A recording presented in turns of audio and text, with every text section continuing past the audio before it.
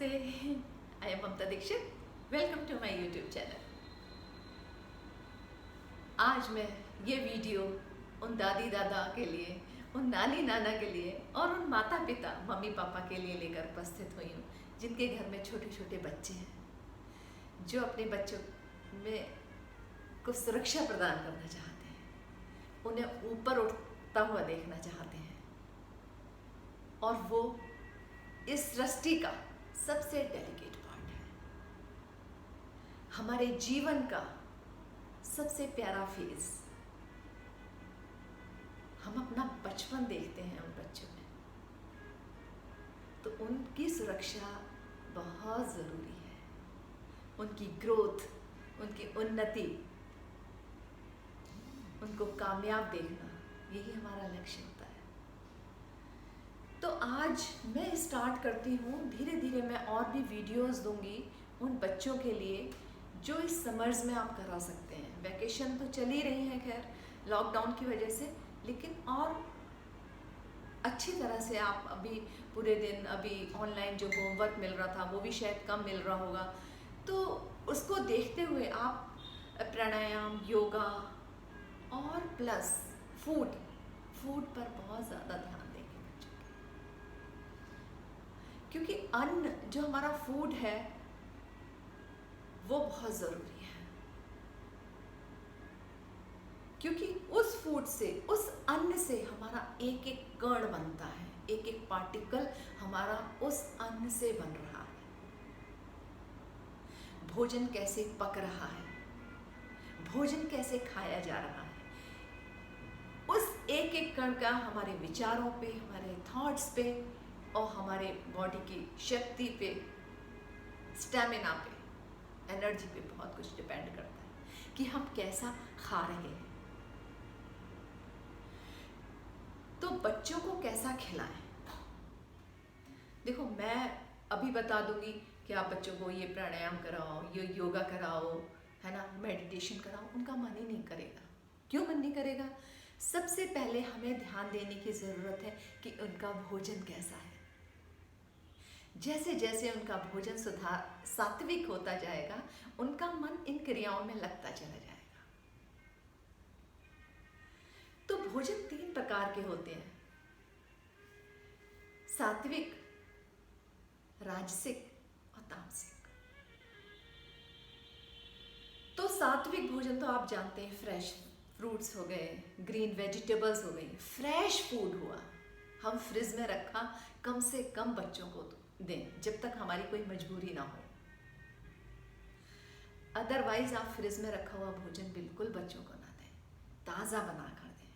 आटा गूंद के फ्रिज में रख के नहीं चलेगा काम, थोड़ी सी मेहनत करनी पड़ेगी अगर आप बच्चों को सक्सेसफुल देखना चाहते हैं कि वो उन्नति करें।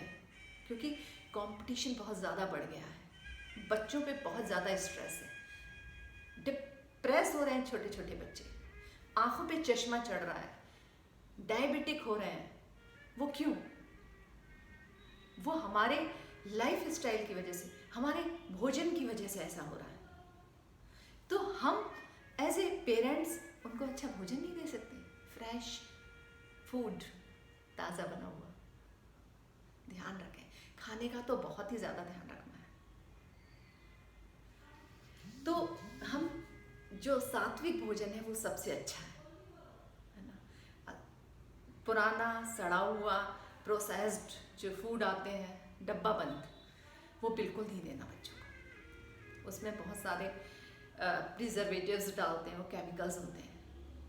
वो बच्चों को देखो, मैंने कहीं पढ़ा था, नाम नहीं बताऊंगी, कि मैगी खाने से, मैगी में ऐसा मसाला होता है इससे बच्चों की आईसाइट वीक होती है।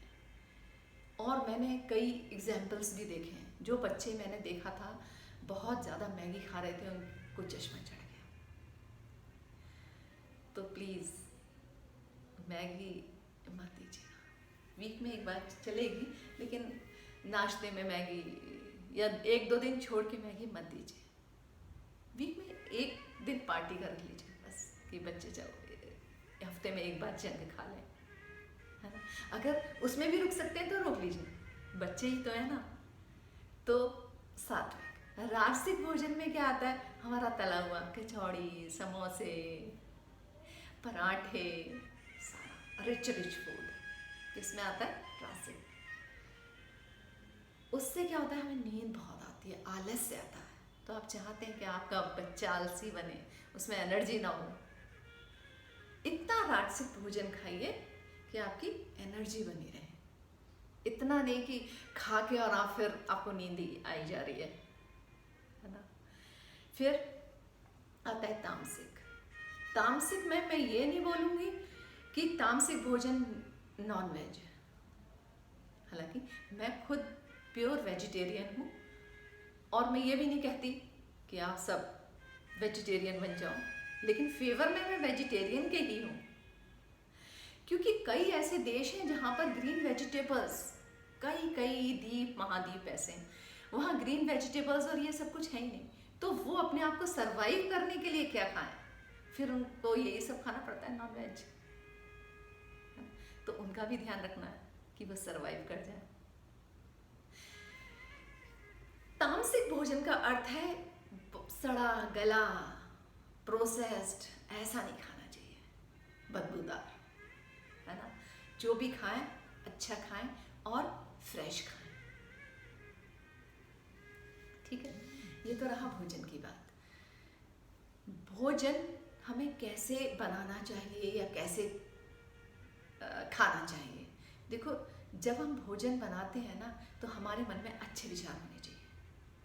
हो सके तो कोई मंत्र, कोई अच्छे श्लोक, कोई भजन लगा लें, जिससे क्या है, हमारा मन अच्छा होता है, हमारे विचार अच्छे होते हैं, और भोजन में खुद ही सात्विक प्रकृति आ जाती है। और वो भोजन जब हम अपने परिवार वालों को, स्पेशली अपने बच्चों को खिलाते हैं, तो उनकी प्रकृति वैसे ही बनती चली जाती है।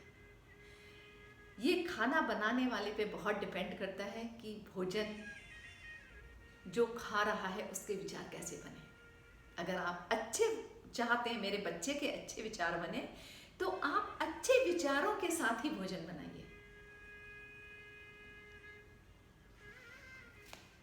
ये नहीं कि मोबाइल में लगे हुए हैं या कोई आपका सीरियल चल रहा है, आप थोड़ा सा मसाला चला गए, है ना, कुछ भून गए, उसके बाद आपने टीवी देख लिया। या आजकल तो ओपन किचन चल रही है, तो उधर टीवी लगा हुआ है, उधर आपकी नज़र उधर और खाना इधर। तो ये भी नहीं, प्लीज़, है ना। अगर परिवार को स्वस्थ और सुव्यवस्थित और सुविचार से युक्त देखना चाहते हो, तो भोजन बनाने में बहुत ध्यान दीजिएगा। ये मेरी आप सभी से विनती है। दूसरी चीज़ आती है, जो भोजन कर रहे हैं वो कैसे कर रहे हैं। मोबाइल तो नहीं उनके हाथ में, टीवी तो नहीं देख रहे वो, क्योंकि जो टीवी में चल रहा होता है, आजकल आपको पता है क्या क्या चल रहा है, मोबाइल में भी क्या क्या चल रहा होता है, और बच्चों पे बहुत गलत प्रभाव पड़ता है, क्योंकि वो उस टाइम भोजन खा रहे हैं और वो देख रहे हैं। तो विचार कैसे बन रहे हैं? भोजन से ही विचार एक एक कण से बन रहा है ना, तो वही विचार बन रहे हैं जो इस टाइम वो देख रहे हैं। तो प्लीज़, जब बच्चे भोजन खाएं तो अच्छे विचारों के साथ खाएं, ताकि उनका जो कण कण है वो बिल्कुल सत्वा से भरपूर हो, यहाँ से लेके पैर के अंगूठे तक। और ये सब करना आप ही के हाथ में है, क्योंकि हमारा भोजन हमारी बॉडी पर, हमारे मन पर 70% प्रभाव डालता है। कहते हैं ना, जैसा अन्न वैसा मन। देखो, मैं एक छोटी सी स्टोरी बताती हूँ आपको कि एक राजा थे, उनके यहाँ एक पंडित जी थे, राज पुरोहित। डेली खाना खाया करते थे, चांदी के बर्तन हुआ करते थे, खाते थे, और अच्छे पंडित जी थे, भर पेट खाते थे और खा के अपने घर चले जाते थे। एक बार क्या हुआ, उन चांदी के बर्तनों में से कुछ चांदी के बर्तन, कटोरियाँ, गिलास वगैरह कम हो गए। तो पता चला वो तो राज पुरोहित जी ले गए, चुरा ले गए। राजा ने सोचा, ऐसा कैसे हो गया? जो सालों से, वर्षों से मेरे घर भोजन कर रहे हैं, मेरे महल में भोजन कर रहे हैं, उन्हें अचानक उनकी बुद्धि ऐसे कैसे खराब हो गई कि उन्होंने वो बर्तन चुरा लिए। उन्होंने पता लगवाया, जासूस भेजे, गुप्तचर, उन्होंने पता लगाया कि जिस दिन उन्होंने चोरी की थी, राज पुरोहित जी ने बर्तनों की, उस दिन क्या हुआ था, कुछ चोर जो दूसरे राज्य से चोरी का सामान लेके उस राह में, उस रास्ते से गुजर रहे थे। तो इस राज्य के सैनिकों ने उनको पकड़ लिया। जो उनके पास रुपया पैसा, जो जेवरात थे, वो तो राजकोष में जमा हो गए, और जो उनके पास अनाज था वो राज भंडार में चला गया, उनके रसोई में चला गया। और उसी चोरी के अन्न से उन पंडित जी का, उन राज पुरोहित जी का भोजन बना। उस चोरी के अन्न को राज पुरोहित जी ने खाया, तो उस भोजन को खाके उनके विचार चोरी वाले हुए, है ना, और उनका मन किया कि वो चुरा लें, तो उन्होंने चुरा लिया। जब उनकी थोड़ी बुद्धि ठीक हुई, वो निकल गया सब उनका भोजन, तो राज पुरोहित जी खुद ही वो कटोरियाँ, गिलास जो भी चुरा कर ले गए थे वो वापस ले गए। इस कहानी से क्या शिक्षा मिलती है कि भोजन कितना हमारे ऊपर प्रभाव डालता है। जैसा अन्न वैसा मन। हम जैसा भोजन खाएंगे, रिश्वत लेते हैं लोग, उनके बच्चे, जो जितना धोखेबाजी करेगा, जितना गलत सोर्सेस से पैसा आएगा, तो देखो उनके घर में कैसा होगा। आप खुद ही समझदार हैं। ज़्यादा मैं कुछ नहीं कहूँगी, क्योंकि मैं कोई कंट्रोवर्सी में नहीं पड़ना चाहती। बस मेरा लोगो मेरा स्लोगन यही है, जैसा अन्न वैसा मन। तो आगे जब भोजन अच्छा होगा तो बच्चों का मन करेगा मेडिटेशन करें, हम प्राणायाम करें, हम योगा करें। तो मैं अभी जो वीडियोस बनाऊंगी, मैं स्पेशली बच्चों के लिए बनाऊंगी। आज मैंने भोजन के बारे में बताया, आगे भी मैं और भी कुछ मुझे टिप्स मिलेंगे भोजन के बारे में, मैं आपको बताती रहूँगी। और अब मैं प्राणायाम के बारे में बताऊंगी कि बच्चों को कौन से प्राणायाम करने चाहिए और कैसे करने चाहिए। फिर योगा, जिससे उनकी बुद्धि तीव्र हो, उनका शारीरिक विकास हो, उनकी हेल्थ अच्छी हो, एनर्जी हो। नमस्ते।